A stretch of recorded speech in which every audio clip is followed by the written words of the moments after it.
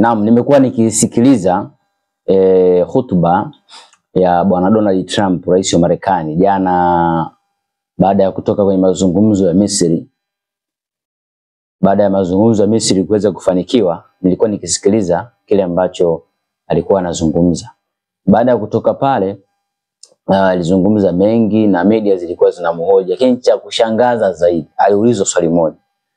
Wewe rais wa Marekani, una matarajio ya kwamba utaingia katika pepo, katika mbingu, utaenda mbinguni wewe?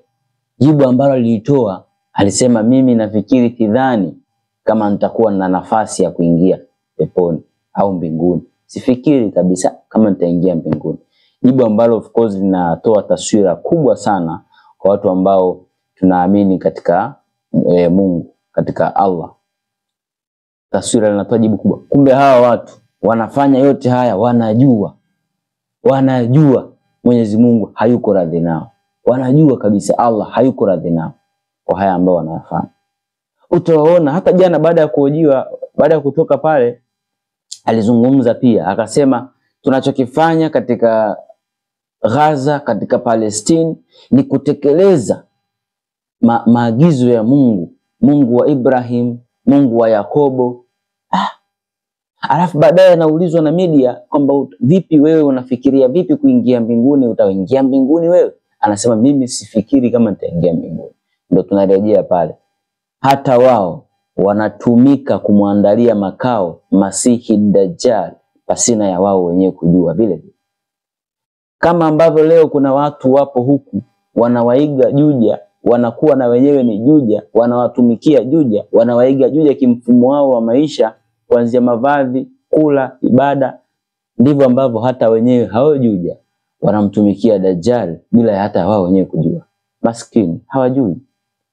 Wamekuwa ni kama vile mfano wa kinachozungumzwa katika sura Al-Baqara aya nambari 102. Wale wachawi waliokubali kujifunza uchawi, wakajifunza uchawi wa kumwasi Mwenyezi Mungu. Allah anasema hakuna, wao wenyewe wanajua hakuna aliye salama au aliyekuwa radhi na sisi ambaye amejifunza huo uchawi. Na wenyewe wanajua hautonufaisha kitu, na mwenye kukubaliana nao yupo katika hasara. Wao wameshakubali, wapo katika hasara, na mwisho wao washajiandikia tayari kwamba wao ni watu wa motoni. Hali imesikitisha sana. Lakini end of the day ndio ukweli huo. Lazima ukweli huo uweze kujulikana kwa watu. Wale wanajua kitu ambacho wanakifanya pale mwisho wake ni motoni, wala hakuna pepo pale. Wakitoka pale mwisho wao ni motoni. Hakuna ambacho watakipata cha salama mbele ya Mwenyezi Mungu. Wameua maelfu na maelfu, zaidi ya watu 70,000 wameuawa pale Gaza. Zaidi ya watu 70,000 Sheikh.